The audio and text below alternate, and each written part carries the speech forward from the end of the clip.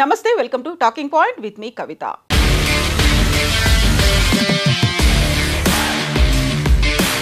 కల్కి సినిమాలో సుప్రీం కోసం అమ్మాయిల్ని వెతుకుతూ ఉంటారు. అందమైన అమ్మాయిలను కాంప్లెక్స్కి తరలించి సుప్రీం కోసం రెడీ ఉంచుతారు.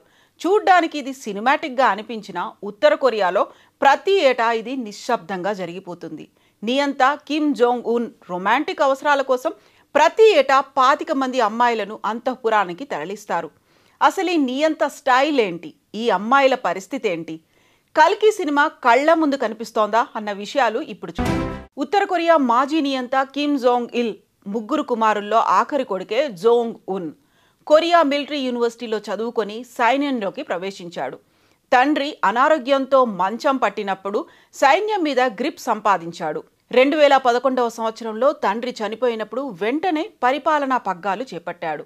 2 వారాలు కూడా తిరగకుండానే పార్టీ అధ్యక్ష పదవి, సైనిక అధ్యక్ష పదవి, దేశాధ్యక్ష పదవిని తీసేసుకున్నాడు. 2 అన్నగార్ల కుటుంబాలను పక్కకు జరిపాడు. కుటుంబ సభ్యుల్ని వేధించడం చూసి మేనత్త జాంగ్ కైసన్ కలగజేసుకునేందుకు ప్రయత్నం చేశారు. మాట్లాడుకుందాం రమ్మని పిలిపించి మేనత్త, ఆమె భర్త, వాళ్ళ కుమారుణ్ణి అందరి ముందు కాల్చి చంపేశాడు. దీంతో కుటుంబ సభ్యులు అంతా కిమ్ జోంగ్ ఉన్ జోలికి రావడం మానేశారు. ప్రభుత్వంలో, పార్టీలో ఎదురు తిరిగిన వారిని అక్కడికక్కడే కాల్చి చంపడం ఆయన. దేశవ్యాప్తంగా కూడా కఠినమైన ఆంక్షలను అమలు చేస్తూ ఉంటారు. అసలు ఉత్తర కొరియాలో ఎటువంటి పాలన జరుగుతుందో కూడా పెద్దగా బయట ప్రపంచానికి తెలియదు. పూర్తిగా కమ్యూనిస్టు నియంత పాలనలో మగ్గిపోతూ ఉంటుంది. కానీ భారీ ఆయుధ సంపత్తి సమకూర్చుకొని పాశ్చాత్య దేశాలకు సవాల్ విసురుతూ ఉంటారు. ఇక అసలు పాయింట్కు వద్దాం.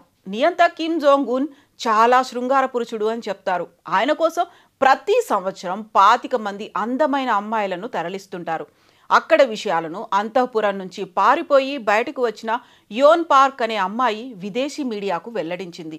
ఆమె చెబుతున్న వివరాలు వింటే సాక్షాత్తు కల్కి సినిమా కాంప్లెక్స్ సీన్లు కళ్ల ముందు కనిపిస్తాయి. నియంత కిమ్ను సంతోషపెట్టే అమ్మాయిల కోసం ప్రతి సంవత్సరం వెతుకుతూ ఉంటారు. కాలేజీలు, స్కూల్స్, ట్రైనింగ్ సెంటర్లలో పోలీస్ అధికారులు సోదాలు చేస్తూ ఉంటారు.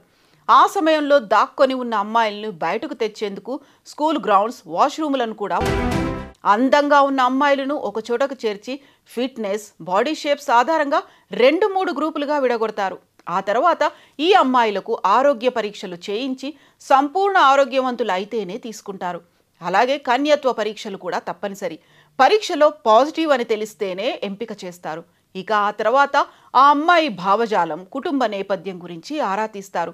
విదేశాలతో సంబంధం, ముఖ్యంగా దక్షిణ కొరియాతో ఏ చిన్న అనుబంధం ఉన్నా పక్కకు తప్పించేస్తారు. ఈ పరీక్షలన్నీ పూర్తయ్యాక రాజధాని ప్యాంగ్యాంగ్కు చేరుస్తారు. అక్కడ ఫైనల్ పరీక్షలు పూర్తయ్యాక 25 మందిని ఎంపిక చేసి అంతఃపురంలోకి తరలిస్తారు. అక్కడి నుంచి వాళ్ల కుటుంబానికి ప్రతి నెల జీతం. ఇదంతా అచ్చుగుద్దినట్టు కల్కి సినిమా మాదిరిగానే జరుగుతూ ఉంటుంది. ఎంపికైన 25 మందికి సీనియర్ అమ్మాయిలతో ట్రైనింగ్ ఇప్పిస్తారు. ఇక అక్కడి నుంచి వాళ్లకు మిగిలిన ప్రపంచంతో సంబంధం కట్ అయిపోతుంది. ఈ అమ్మాయిలను 3 గ్రూపులుగా విడగొడతారు. ఒక గ్రూపును మసాజ్ చేయడానికి రెడీ చేస్తారు. మరో గ్రూపును పాటలు పాడడానికి, డాన్స్ చేయడానికి ఉపయోగిస్తారు. ఇక 3వ గ్రూప్ పూర్తిగా బెడ్ మీద రొమాన్స్ కోసం పంపించేస్తారు. ప్రతి నెల ఈ గ్రూపులను రొటేషన్ ద్వారా మారుస్తూ ఉంటారు. ఈ టీమును ప్లెజర్ స్క్వాడ్ అని పిలుస్తారు. అయ్యగారిని అన్ని రకాలుగా సంతోషపెట్టడమే ఈ టీం చేయాల్సిన పని. ఏడాది తర్వాత ఈ టీంను పక్కకు పంపించేస్తారు. ఇందులో బాగా నచ్చిన అమ్మాయిలను మాత్రం అంతఃపురంలోనే ఉంచుతారు. మిగిలిన అమ్మాయిలను పక్క మందిరంలోకి మార్చేస్తారు. సైన్యంలోనూ ప్రభుత్వంలోనూ సీనియర్ అధికారులు, మంత్రులను సంతోషపరచడమే వాళ్ల పనిగా